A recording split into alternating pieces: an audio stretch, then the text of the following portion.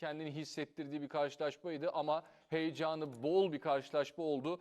Fenerbahçe Galatasaray karşısında iyi bir futbolla ilk yarıda ve ikinci yarıda bulduğu gollerle karşılaşmayı 2-0 kazandı ve değerli yorumcularımız yorumlayacak. Guendouzi ayağının tozuyla geldiği karşılaşmanın ilk golünü attığı belki de maçın en iyi oyuncularından bir tanesiydi. Maç sonunda verdiği röportajları çok duygulu ve çok mutlu bir röportaj verdi. Fenerbahçe yaptığı 2 transferle, Musaba transferiyle belki Samsunspor maçını çözdü. Guendouzi transferiyle de derbide kazanmaya +1 hanesine yazdırdı. Kazanan tarafla başlayabiliriz belki. Fenerbahçe 2-0 galip geldi ve kupayı kaldırıyor. Çok büyük bir ara değil ancak yani 2022-2023 sonuçta iyi kötü bir 3 yıl geçmiş. Son kupasını kazandıktan sonra Jesus döneminde kupa kazanmıştı. Türkiye Kupası. Türkiye Kupası. Tedesco'nun takımı aldığı, getirdiği yer itibariyle de bugünkü oyun itibariyle de en son derbinin üzerine koyduğu oyunla da bence Tedesco çok büyük bir alkışı ve Fenerbahçe'de hak ediyor. Bugün daha fazla isteyen Fenerbahçe'ydi. Bence bir kupadan daha fazlası bu. Fenerbahçe sadece kupa kazanmadı. Sadece bir Süper Kupayı müzesine falan götürmedi. Bu uzun zamandır özellikle işte Okan Hoca Galatasaray'ın başına geçtikten sonra Fenerbahçe Galatasaray maçlarında Bir mağlubiyeti var. bir mağlubiyeti var ve oyun anlamında da açıkçası Fenerbahçe'nin ciddi şekilde bir geride olduğu dönem vardı, öyle söyleyeyim. Galatasaray oyun anlamında da skor anlamında da istediği gibi oynadı, skorları da aldı. Böyle birazcık Fenerbahçe taraftarının ve takımının başı öne eğilmişti bu derbilerde. Ya en son hatırla işte Saraçoğlu'nda oynanan maçta dahi Galatasaray eksik kadrosuna rağmen, eksik değil aslında, sakatlıktan yeni dönen işte bazı oyuncuları olmayan ama o takıma karşı dahi Galatasaray gene de oyunu yaptı, domine eden taraftı. Bak bugün birinci dakikadan maçın bitiş düdüğüne kadar sahada daha iyi olan taraf Fenerbahçe'ydi. Bugün iş tersine döndü. Neden? Bir kere hatırlıyor musun? Geçen sene kupa maçı öncesi üçümüzdük galiba. O gün hocam olmayabilirdi o programda. Dedim ki hoca takımı sal Mourinho'ya. Hatırlıyorsun değil mi? Tabii. Derbi dedim böyle oynanmaz. Galatasaray derbisi topu bekleyerek oynanmaz. Galatasaray biraz kalpten oynayacağım. Bu maçlarda biraz işin psikolojik tarafı ağır basar. Ya yok, o salmamıştı. Bugün bence detay orada. İkili mücadeleler müthiş bir şekilde mücadele etti. Her topa final topuymuş gibi dalan bir Fenerbahçe takımı vardı. Her ikili mücadeleye sanki son ikili mücadeleymiş gibi giren bir Fenerbahçe takımı vardı. Galatasaray'ı hakikaten bu takımı öyle bu kadar zor duruma sokmak kolay bir şey değil. Biraz önde baskıyla başlamaya çalışan bir Galatasaray her zamanki gibi ama akıllı çıkan bir Fenerbahçe vardı. Yine çok şey yapmadı, zorlamadı. Bir iki pas uzunla denedi. Bu uzunlar başarılı oldu bu sefer ve Galatasaray'ı geri koşturmaya başladı ki bundan hep bahsettik. Yani şöyle söyleyeyim, hani çok aslında uzatmaya gerek yok. Bir tarafta iyi oynayan oyuncu 3 tane say desen sayamazsın Galatasaray'da. 3 tane, 3 bile çok.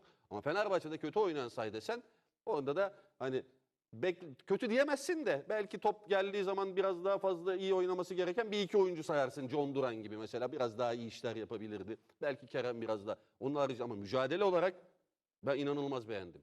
Oyun olarak inanılmaz beğendim. Yani hakikaten epeydir böyle bir derbi, böyle bir Galatasaray derbisi Fenerbahçe takım oynayamamıştı. Bu Tedesco'nun oyun anlayışıdır.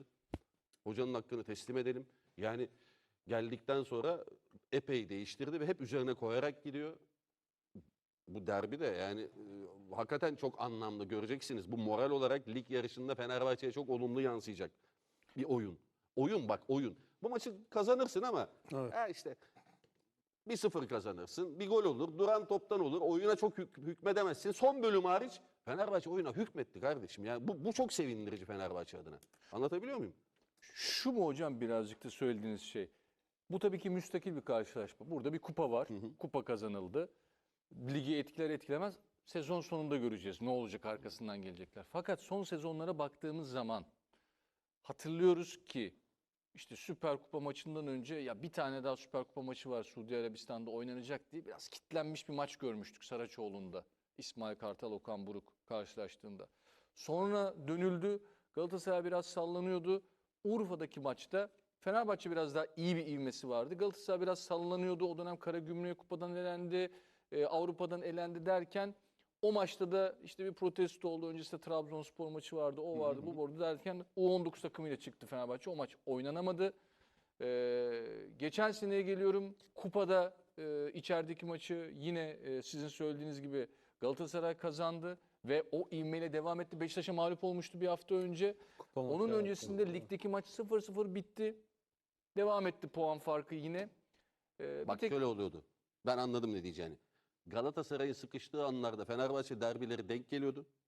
Ve Galatasaray o maçları hep iyi oynayıp kazanıp krizden çıkıyordu. Fenerbahçe düşüyordu. Aynen öyle. Geçen Galatasaray sene çıkıyordu. anlattığım maç ben şeydeydim işte stattaydım tribünden izlediğim bir maç. Beşiktaş'a yenilmiş sıkıntılı bir dönem yaşıyor. Fenerbahçe yense bak eminim ki lig yarışı da değişecekti ve Fenerbahçe bir adım öne geçecekti. Sayın Galatasaray bir Cumhurbaşkanımızın geldi. tweet'i X paylaşımı hazırmış. Onu Öyle okuyayım mi? isterseniz. Tabii. Hemen bir tebrik geldi. Hızlı bir şekilde onu da ekranlara verelim. Şuraya alabilir miyim acaba arkadaşlar?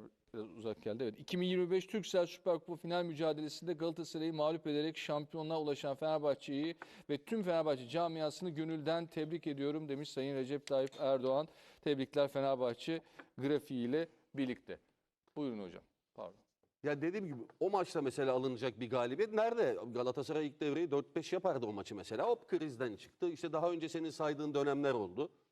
Ama şimdi artık ben söyleyeyim bundan sonraki derbiler böyle geçmeyecek. Bundan sonraki derbiler Fenerbahçe adına Galatasaray'ın çok zorlanacağı maçlar olacaktır. Bunu şimdiden çok net bir şekilde söyleyebilirim. Dediğin gibi hani ne olur bilemezsin ama moral anlamında Fenerbahçe'ye bir kere müthiş olumlu yansıyacak. Yani ciddi bunu da göreceğiz. Yani müthiş olumlu yansıyacak. Artı 2 transfer geldi. Kaleci Mert de maşallah ne şanslıymış değil mi? Gelir gelmez kupa kazandı. Evet. O da geldi ve ilk kupasını Mustafa hemen ilk maçı. Guendouzi. Genduzi'ye bakıyorsun. Ya enteresan bir oyuncu. Yani bugün evet ilk oyun. O şey geldi. Amokachi'de Fenerbahçe maçına gelmişti. İstanbul'daki İnönü Beşiktaş Aa, Fenerbahçe evet, değil maçına mi? uçaktan indi maça gelip oynamıştı. Doğru. Genduzi o da- gene dinlendi. Evet o da gene enteresan oyuncuydu. O bir gün O da geldi. Evet, o da- o Golle da attı çok maçta. güçlü oyuncuydu hoca. Çok acayip. yani tam bizim dönemin. Aslında biz 8 oynar diye beklerken 6 numara oynattı hoca onu. İsmail'i bir tık önde oynattı. Böyle bir değişiklik O oldu. çok Bu öne bana- gitti Genduzi. Efendim? Çok gidiyor Genduzi de öne. Genduzi Golü durmuyor attı. ki. Yani hakikaten işin hem savunma tarafını yapıyor, işte hem hücuma müthiş destek veriyor ve çok iyi bir sağ ayağı var. Hatta topu aldığında dedim ki sağ ayağı iyidir, oralardan iyi vurur diye hatırlıyorsan. Çok iyi bir transfer, nokta. Nokta atışı. Belki iyi bir Fred, Genduzi'nin önünde. İsmail'in yerine o da olabilir. Bak ilerleyen haftalarda bunu da görebiliriz. Ya Fenerbahçe'de 11 iyiydi. Musaba da geldi zaten. Bence ve daha iyi bir takım haline geldi. Şimdi konuşulan Lukman olayı var. O gelirse farklı bir seviyeye gelip bence artık işin Avrupa Ligi tarafını falan düşünmeye başlayabilir. Oyun bana bunu söyletiyor. Bak başka bir şey değil he. Özellikle Fenerbahçe'nin son ligin 3 haftası Samsunspor maçı. bu artı maç. Samsun maçı artı bu maç oyun anlamında Fenerbahçe rüzgarı arkasına aldı ve dolu dizgin devam ediyor deyip şimdilik bırakayım. Bu arada onu da söyleyelim. Arkadaşlarım beni uyardılar şimdi. Değerli muhabirimiz Can Kat da Koç'ta bir paylaşımda bulunmuş. Maçın başında Gökmen Özenak rahmetli Ha. eski Galatasaray futbolcusu, aynı zamanda medya mensubu. Ben de daha önce kendisiyle birlikte çalışma şansı buldum. Allah gani gani rahmet eylesin. Allah rahmet eylesin. Maçın başında anıldı. Anılırken de ıslıklama oldu. Evet. O ıslıklamadan dolayı Galatasaray Kulübü futbolcuları seremoniye çıkmama kararı almışlar. Bu haber muhabirimizden geldi. Bir saygısızlık olarak değerlendirip Galatasaray camiası o yüzden seremoniye çıkmıyorlarmış. Bunu da belirtmek istedim.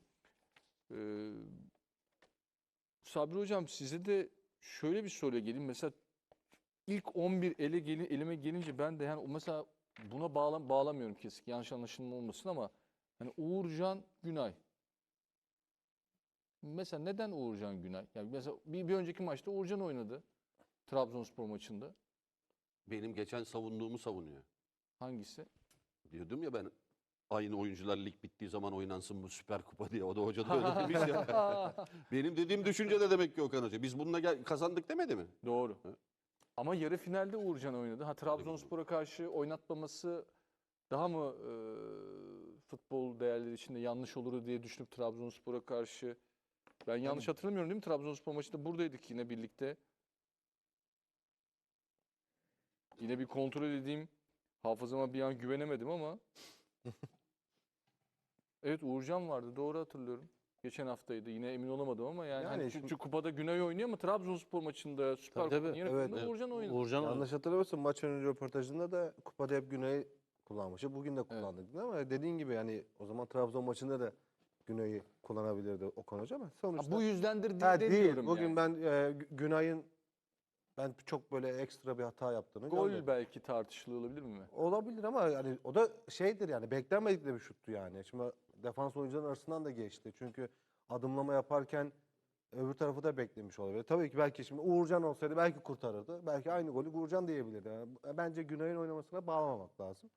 Öncelikle Gökmen Özdağ Allah rahmet eylesin.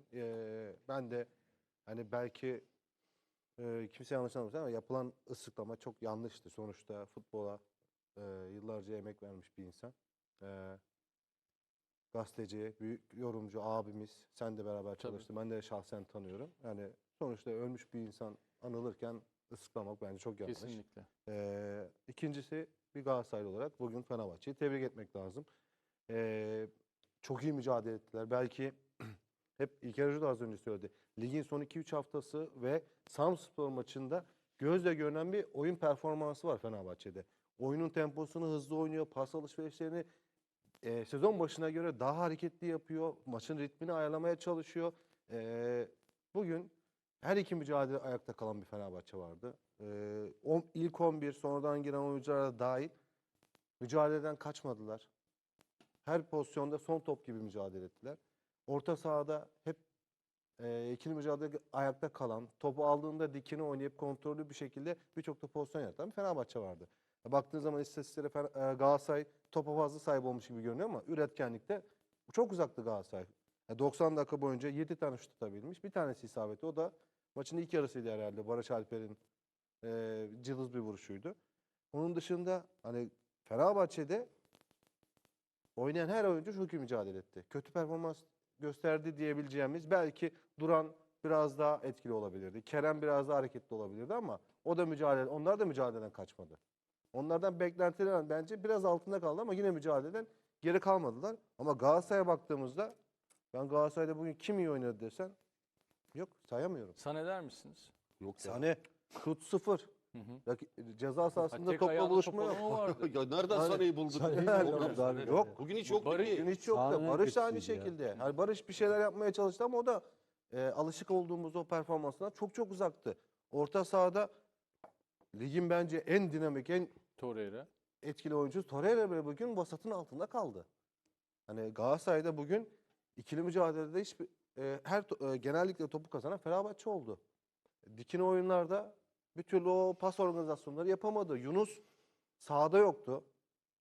O 10 numara pozisyonda o bloklar arasında o pas alışverişini, o pas bağlantısını bir türlü sağlayamadı. Yani bunun neticesinde de yani kaybetmesi çok doğaldı. Yani evet Galatasaray ligi domine etti. 3 senedir üst üste şampiyon oluyor. İlker Hocam da az önce söyledi. Çoğu derbide Fenerbahçe'ye karşı kazandığı maçlarda da olsa, beraber kaldığı maçlarda olsa oyunu domine eden taraftı. Ama bugün tam tersi oldu. Bugün Fenerbahçe istediği tempoyu yaptı. Zaman zaman önde bastı. Zaman zaman ikinci bölgede karşıladı. Ligde oynanan en son maçta da ikinci bölgede karşılamayı tercih etti. Ha, biraz bekleyeyim, Fenerbahçe değil mi? bekleyeyim dedi ama her Galatasaray geldiğinde pas bağlantılarını bir türlü kapatamadı Fenerbahçe. Ama bugün Fenerbahçe hem pas bağlantılarını kapattı hem her iki mücadelede ayakta kalan taraf oldu. Trabzonspor maçında Galatasaray'ı övdük Evet. oynadığı oyunla ilgili. Bugün bu kadar oyuncusunun etkisiz olması arada çünkü çok az bir zaman var. Oyun planına ve birazcık da Fenerbahçe'nin az önce söylediğiniz gibi Fenerbahçe'nin Galatasaray'ı iştahlı iyi etüt oyunu etmesine, etkiledi. iştahlı olmasına, alan Kesinlikle. kapatmasına mı bağlanır? Yoksa Torreira formsuz, Sané formsuz, Yunus formsuz, Barış formsuz Yok, değil herhalde değil mi? Bu kadar oyuncu Bugün hep derler yiğidi öldür hakkını ver diye. Bugün Fenerbahçe Galatasaray'ı oynatmadı. Her iki mücadele ayakta kaldı. Pas bağlantılarını kesti.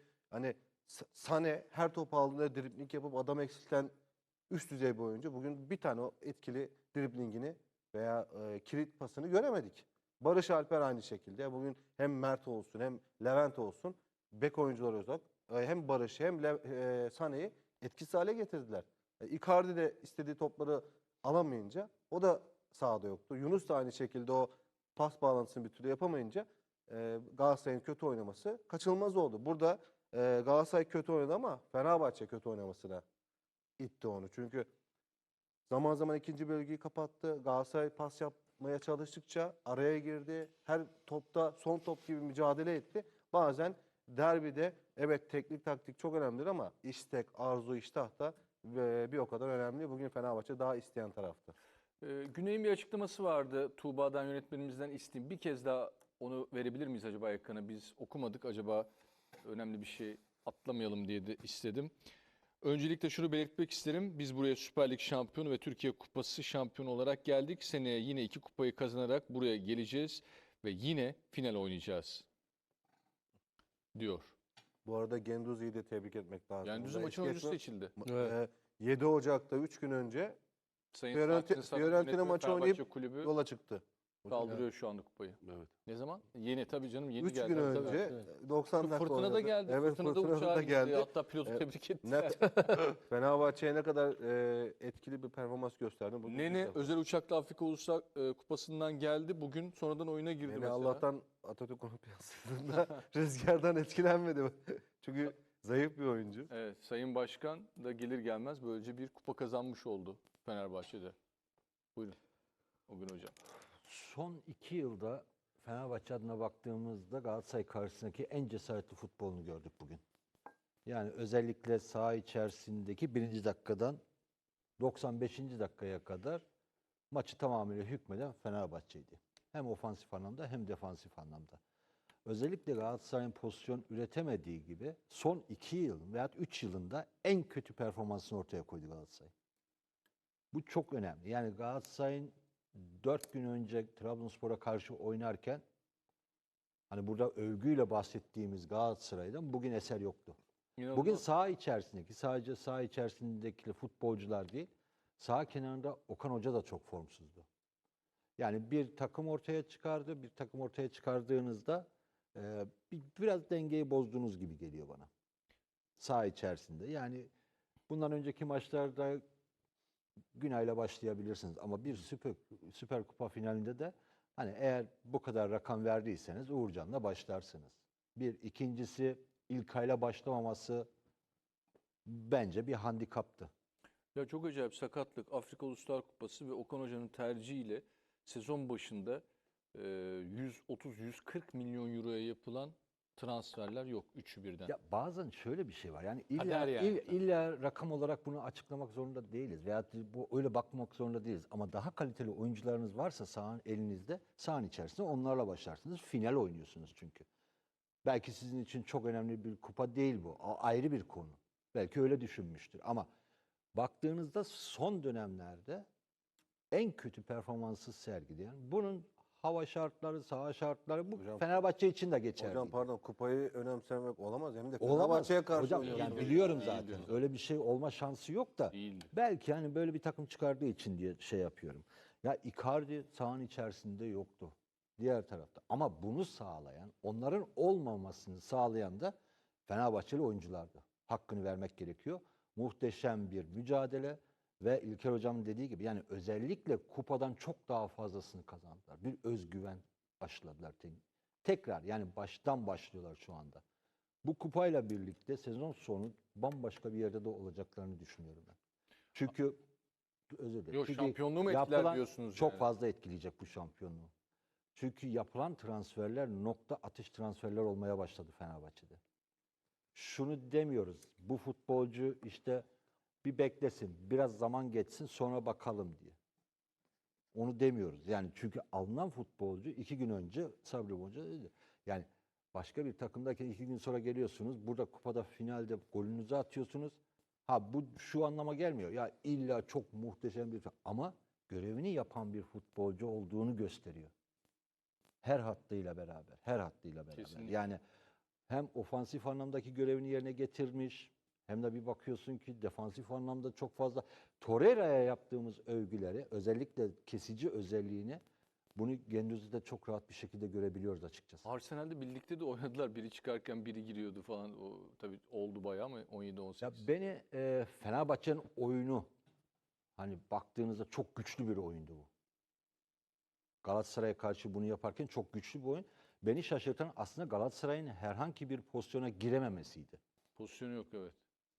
Girememesiydi. Yani çünkü hep söylüyoruz, özellikle hızlanmaya başladığı zaman, level atlamaya, veda vitesi yükselttiği zaman Galatasaray her türlü pozisyona girebiliyordu. Ama bugün Fenerbahçe her hattıyla beraber takım halinde öyle kompakt oynadılar ki 95. dakika dahi herkes topun arkasındaydı. Ne kadar ciddiye aldıklarını ortaya koydular aslında buraya baktığımızda. Hücum aksiyonları çok zayıftı. Baktığımızda yani biraz önce de söyledim Galatasaray adına. Orta saha çok mücadele etmedi gibi geliyor bana. Dimdik ayakta kalan bir Fenerbahçe gördük. Her futbolcusuyla beraber. Bu da bence Tedesco'nun en büyük eserlerinden bir tanesi. Ben bu akşam olsam Fenerbahçe Başkanı 3 yıllık kontratı direkt önüne koyarım. Oo. Direkt. Direkt Kaptırmamak koyarım. için Hiç diyorsunuz. bakmam. Direkt koyarım. Hani büyük bir takımda gelmek isterse, almak isterse de 100 milyonluk bir tane şey koyarım. Madde koyalım. 100 milyon euro al abicim der. Fenerbahçe teknik direktörü buldu. Kesinlikle. Bence kesinlikle öyle olması gerekiyor. Bugünün tarihine bir not alalım. Alıyorum. 10 10'u. 10 10 Ocak 01 2026. 2026. O gün Ama hocamın şimdi- bu söylediklerini not alalım lütfen. Gene var bir şey yok gelecek yok vallahi galiba. yok ya. Sen Ama şu söylemiştin da var. diyeceğim. Şimdi Galatasaray'ın performansını bildiğimiz için hani bu statta çok yaradığını söyleyemiyoruz Galatasaray'a. Hani bir Beşiktaş maçı vardı. 5'lik oldukları bir maç vardı. Ama ondan sonra tekrar domine ettikleri bir lig vardı. Ama bugün itibariyle ben bunun değişeceğini, yani çok daha heyecanlı bir lig izleyeceğimizi söyleyebiliriz. Şuradan diyor hocam da 3 yıllık kontratı şimdi aklıma 1,5 geldi. yıllık var değil mi şu anda? 2027'ye kadar. Aynen bir yıl 27'ye daha var. kadar abi, Bu 30'a sezon kadar artı devam. bir yıl daha. Geçen gün ne dedik? Hocam dedik işte Tedesco'nun oyunu çok iyi geliyor dedi. Samspor maçından sonra yanılmıyorsam değil mi? Ya da ligin Evet, son evet, maçında güçlü oyun dedik. konuşurken. Evet. Ben dedim ki ama ben de aynı fikirdeyim, size %100 katılıyorum. Ama ya Ama- derbiyi kaybederse, kupayı Galatasaray kazanırsa Türkiye'de Hoca böyle da bir hatta ivme dedi de daha rahat sen değişiyor. dedin söylüyorsun. ya. Aynen. İvme de değişiyor. Hoca dedi ki ben de Öyle dedi, dedi ya. eleştiririm dedi. Aynen. Hiç acımam Kazanamazsa dedi. eleştiririm dedi. Tabii. Türkiye'nin gerçeğiyim ben ya. Hayır, o gün de onu konuştuk. Bakın hep Doğru. ileride kaybetti Fenerbahçe. Doğru. Mourinho kaybetti, Jesus kaybetti. İsmail Kardeşim Hoca- hiçbiri böyle oynamadı ya. Evet. Böyle oynarsan en azından bir zorluk çıkartırsın. Yani şeyde de İsmail Hoca'nın ilk maçı, Jesus dönemi, Mourinho dönemi hep mahkum ve Evet, kabul ederek mahkum. oynadın Abi oyunu onun yani. için diyorum Evet, ya, evet. ilk, Zorlamadık ilk ki defa abi. bugün bu kadar cesaretli bir futbol ortaya koydu Fenerbahçe. Yüreğini ortaya Tebrik koydu. ederim Yani ya, hakikaten. Şimdi kazanmak mantıklı için da her şeyi Mesela yaptılar. Jesus'un döneminde 3-0 mağlup olduğu, Barış Alper'in Icardi'nin yokluğunda forvet oynadığı bir maç vardı. Çok önde savunmayı ileride kurduğu için Jesus bu riski Arkaya alıyor. Her Okan, zaman Okan onu Hoca yapıyordu, çok evet. doğru Okan tercihler Hoca yaptı. doğru yaptı ve buradan şeyini ödülünü de aldı. Gendouzi- Bugün o gün Okan Hoca neyi doğru yapamadı? Özgür ben sorayım. Evet. Moderatör olarak. Bugün Ben sana Hayır. sorayım. Moderatör mü oldun abi? Özellikle Gendouzi'yi diyecektim. Şimdi bütün hafta boyunca konuşuldu. Hatta bizim maçtan sonra da konuşurduk Gendouzi. Hoca hatta dedi ki ya olmasa da olur Ha, oradan bir Lukman'a falan daha iyi döner olur bu falan diye. diye. Ama ben de aynı hatırlatmama görüşteydim. Sağ ol hocam ya var ya. Hayır ben de aynı görüşteydim Sen de hocam. aynı görüşteydin ama Evet. Kendiniz yanılmışız. olmasa olur dedim. Yani Kendiniz olmazmış. Kabul ediyorum. olur mu? Lukman Ben olmuş zaten mahsus olsaydı. söyle dedim ki inadına alsınlar diye falan diyeyim. Ne diyeyim abi çevirmemiz lazım bir şekilde şimdi. Tedesco'ya bu güven, burada tabii ki yönetime de pay vermek lazım. Tedesco Tabii. seçti, beğendi, istedi. Verman isminden vazgeçildi mesela. Evet. İşte Tedesco Gendouzi'yi ısrarla istedi. Yönetimde hemen bu maçı yetiştirdi. Bu maçtan sonra da gelebilirdi Gendouzi. Genelde biliyorsun sezon başları da mesela istenir Avrupa kupalarından elenirsin. Aynen. Ondan Ondan sonra hop Ya buyurun gelin derler yani. Bir Bu yönden oynayalım. tebrik Sana bir etmek şey lazım. söyleyeyim Yönetimi de mi? tebrik etmek lazım. %100. Buyurun. Tedesco'yu neden bırakmam biliyor musun? Yani neden Buyurun. kontrat Tabii önüne ki, koyarım? Tabii ki. Bir, Musaba geldi. Oynar oynamaz tak diye koydu. Aynen. Gendouzi geldi. Oynar oynamaz hani ya biraz şey yapsın dedi tak diye koydu. Cesaretli bir hoca. Çok cesaretli bir hoca. Ha diyeceksiniz ki hazır geldi ayrı bir konu. Ne istediğini de biliyor. Ama ne yapması gerektiğini biliyor. Takımın neye eksik orayı çok iyi tespit ediyor. Çok iyi tespit ediyor. net. Ve yeni gelen oyuncuyu oynatmak bence her hocanın yapacağı bir şey değil bu. Ya hocam bazen oynatırsın ya o kadar. Hocam Yani öyle değil. Son Öyle dönemde olmuyor. gördük mü? Öyle hocam olmuyor. hoca veriyor ya Amokachi gelmiş uçaktan inmiş. uçaktan bir gün sonra da oynamış. stada Hocam, geldi. Son dönemde Bak, o hazır değil. değildi. Bu Sonra cesaret geçecek de hocam. falan. Bu Cesaret, cesaret dedi. Onu Ozan zaten- Hoca kimdi? Hoca ilk başta Amokachi söyledim dedi, ben. Milne miydi? Rasim Hoca'ydı işte. Rasim Hoca. Tamam Rasim abi. 90 Rasim, İlk o da maçta cesaret. Rasim Hoca. Cesaretiyle ilgili hocanın ben zaten ilk maçta söyledim. Belki hepimize çok abes geldi. Ulan bu nasıl işledik ama adam Semedo'yla Orta Asensio'yu sahaya koydu. ön libero oynattı. Dedim ki Bir de bu Avrupa adam Kupası'nda. cesur. Bir de Avrupa Bu adam Kupası'nda bak deniyor. Avrupa. Talisca'yı forvet oynattı. Evet, evet, evet. En-Nesyri ile Duran'ı yedekte bıraktı. Doğruyu bulmaya Szymański sağ açık çalışıyor. oynattı falan. Hakikaten cesaretli bir adam. Yani diyorum ya deli diyeceğiz ya dahi diyeceğiz diye. Dahiliye doğru gidiyor. Ama acele de etmemek lazım abi. Bu iş Türkiye'de, Türkiye şartlarında dönüyor, dolaşıyor. Hedefe Sezon geliyor. sonunda Hocam, kabul ediyorum. sıralama, Şampiyon musun sıralamada değil misin ona kaçıncısın bakıyor. ona bakıyor abi. Hocam bak sen dediğini kabul ediyorum da şunu da artık yıkmamız gerekiyor. Evet şampiyonluk çok önemli. Ama bu akşam ve bundan önceki maçlara baktığımızda Fenerbahçe'nin güçlü oyunu son 2,5-3 senedir yok. Ya onu ben zaten kendim Anladın mı? söyledim hoca. O zaman yani ben bir farklı şeyler, bir şey o söylemiyorum zaman ki. bir şeyleri Ama bu bak devam etmeli. bozmamak Devam için. etmeli hocam. Tamam Bu, hocam hani- ben de diyorum ki bozmamak üzere bunu kurman gerekiyor. İnşallah böyle devam etsin ama yarın öbür gün Trabzon maçı, Yar- Beşiktaş Abi derbisi, fark işte etmiyor. Seyrantepe hadi ediyor. Şöyle, o maçlarda kötü sen- oynadığın zaman diyecekler ki bu sefer ha o zaman ilk devre. Hocam sen cesaretli Öyle değil mi abi? futbolu oynadıktan sonra şanssız bir güne denk geleceksin. Hocam ondan bahsetmiyorum Anladın mı? ki. Yani böyle çok cılız bir maçın Ben de olacak. bak ondan yani bahsetmiyorum. 3 maç söylüyorum. O 3 maçta oyun anlamında yine kötü oynarsan, yine puanları kaybedersen bu Türkiye realitesi bu kardeşim. Türkiye'deki Ben üç maç üst üste kötü oynayacağını geçerlilik bu. düşünmüyorum. Ya Allah Allah. Ben oynayacak mı diyorum. Oynarsa böyle bir şey olursa bu söylenenlerin Var. hepsi boşa gider diyorum Bir ya. de, bir de Okan empati Hoca. kurup şey tarafından bakmak lazım şimdi diyor ya 3 maç oynarsa 3 yıl oynayamıyor. şampiyon olan Okan 3 yıl Hoca. şampiyon olmuş. Ligi domine etmiş. Bir tane final maçı ya. Bravo. Bak, Nasıl eleştirilir olacak? Nasıl Göreceğiz eleştiri olur? diye. Türkiye'nin Yani. gerçeği bu. İlk siz başlatın hocam eleştiri. Bizim hocam başladı. Zaten Yani bu şimdi Okan Hoca'dan baktım- olmaz diye ben söylüyordum abi ya. Yok mesela Ben- hani Ya böyle belki bir şey olur mu eleştiri anlamında değil de ben mesela ikinci yarıya Sanchez'i çıkartıp Lemine stoper almasını. Belki açıklamıştır orada basın belki bir toplantısında. sıkıntı var şu an. Onu merak Hala ediyorum ben de. O yüzden konuşuyor. öğrenmeden bir şey demek istemedim. Bence de oradan bir şey gelmeden söylemem. Ya ben o yüzden yani Öyle sakatlık çıkabilir. varsa Doğruya mı tamam ama taktik Şu an gereği orası- ise Yalnız müthiş bir yağmur var orada. İnanılmaz bir yağmurda şu anda şampiyonluk turu atıyor. Taraftarların bir kısmı da kaldı. Ya oraya İnanılmaz